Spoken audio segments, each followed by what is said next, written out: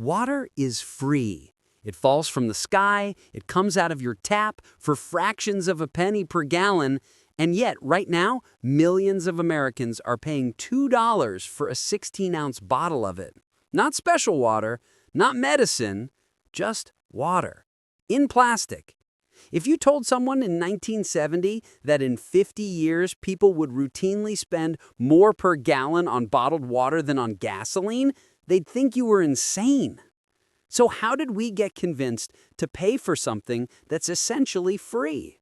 The answer involves a French company, some genius marketing, fake science, and the complete rewriting of what water means in American culture. Let's go back to 1977, because that's when bottled water basically didn't exist in America as a consumer product. Total bottled water sales that year were around $350 million for the entire country. For context, Americans spent more on pet rocks that year than on bottled water. If you wanted water, you drank from the tap or from a water fountain. The idea of carrying around a bottle of water everywhere you went would have seemed bizarre. Water was just water. It was a utility, not a product. But in Europe, particularly in France, bottled water had been a thing for centuries.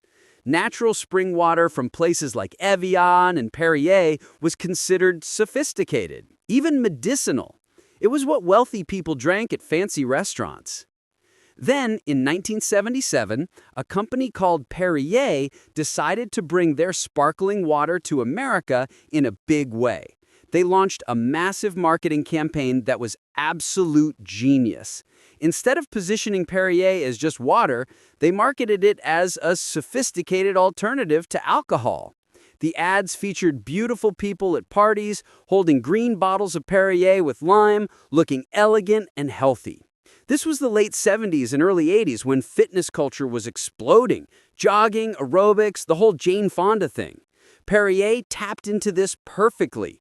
They made drinking water aspirational. It wasn't about hydration, it was about status. You drank Perrier because you were the kind of person who cared about your body and had refined taste. And it worked! By 1989, Perrier was selling 800 million bottles a year in the United States. But Perrier was expensive. It was a luxury product for yuppies. The real revolution came when American companies realized they could sell regular water, not fancy European spring water, and make it a mass-market product. Enter Coca-Cola and PepsiCo. In the 1990s, these beverage giants saw an opportunity. Soda sales were starting to plateau as people became more health conscious, and they needed a new product to sell. So Coca-Cola launched Dasani in 1999, and Pepsi launched Aquafina. Here's the thing, though.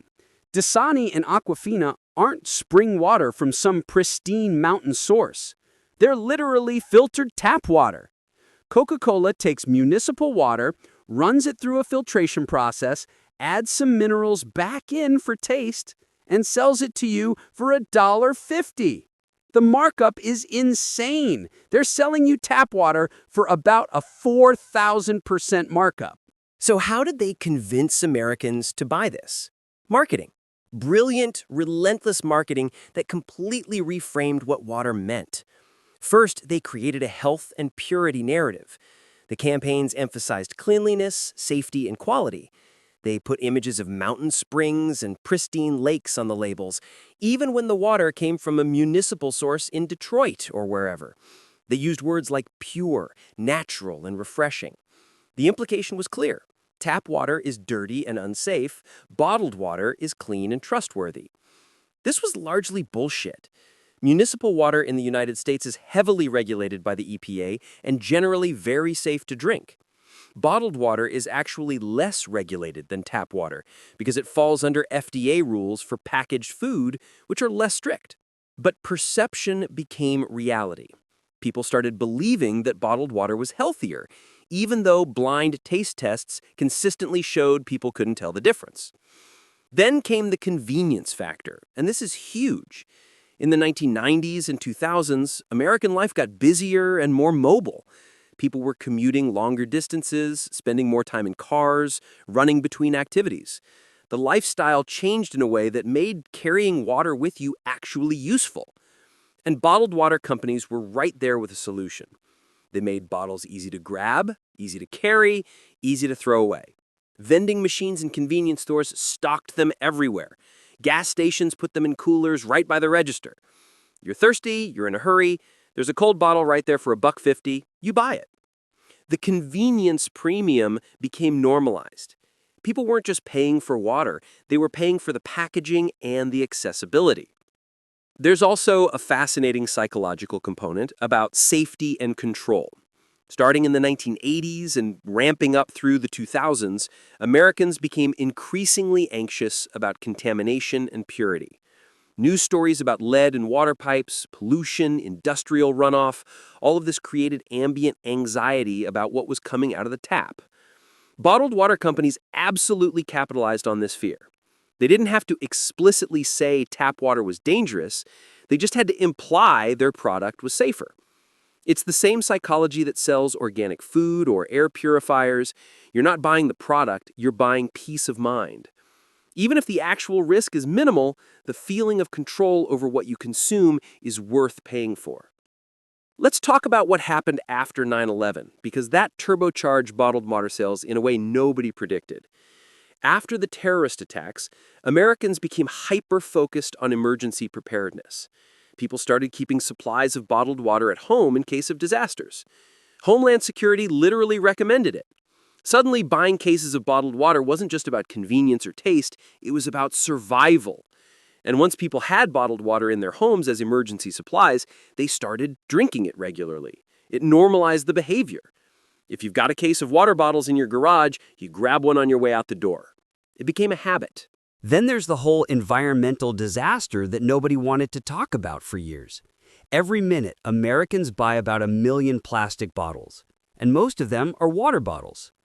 About 91% of plastic bottles don't get recycled. They end up in landfills or oceans. It takes about 3 times the amount of water to produce a plastic bottle than the bottle actually holds. The environmental cost is staggering. But for a long time, nobody cared because the convenience was too appealing. It wasn't until the late 2010s that public consciousness really shifted on plastic waste. And even then, bottled water sales kept growing. People started carrying reusable bottles, which seemed like progress. But bottled water sales still hit $60 billion a year in the US by 2020. Here's something wild. The bottled water industry convinced people that different waters have different properties and health benefits. Fiji water marketed itself as coming from an ancient aquifer in Fiji, untouched by man, as if that made it superior. Smart Water claimed enhanced electrolytes would make you sharper. Essentia said their alkaline water would balance your pH levels, which is pseudoscience. Your body regulates its own pH just fine. But people bought into it because we've been trained to think that if something costs more, it must be better. Fancy water became a status symbol. Showing up to a meeting with a bottle of Fiji or Voss said something about you.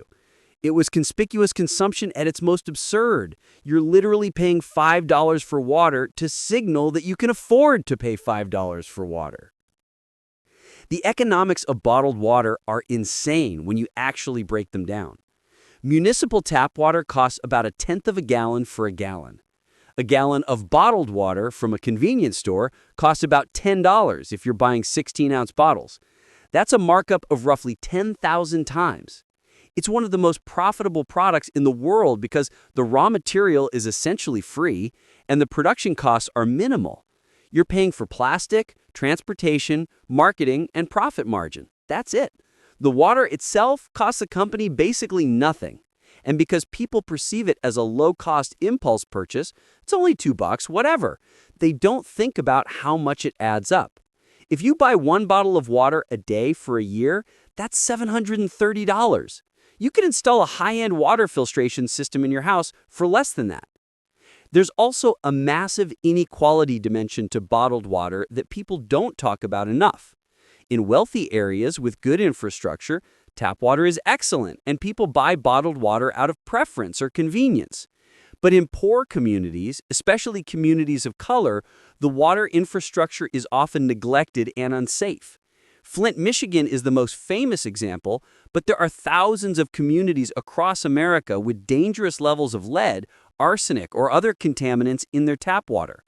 For people in those communities, bottled water isn't a luxury or a choice, it's a necessity. They're forced to spend money they don't have on water that should be free and safe from the tap. Meanwhile, bottled water companies are often extracting water from aquifers in these same communities, depleting local resources, and selling it back to people at a massive markup. It's extractive capitalism at its most brutal. So where does this leave us? Americans now drink more bottled water per capita than any other beverage except soda. We've completely normalized paying for something that used to be free and that we already pay for through our taxes via municipal water systems. The bottled water industry is worth over $300 billion globally. And the craziest part? Most people know it's a scam. Surveys show the majority of Americans understand that bottled water is no safer or healthier than tap water. But they buy it anyway because it's convenient, it feels cleaner, and everyone else is doing it. We've been collectively convinced that carrying around a plastic bottle of water is just part of modern life. The free water from your tap isn't coming back as the default. That world is gone.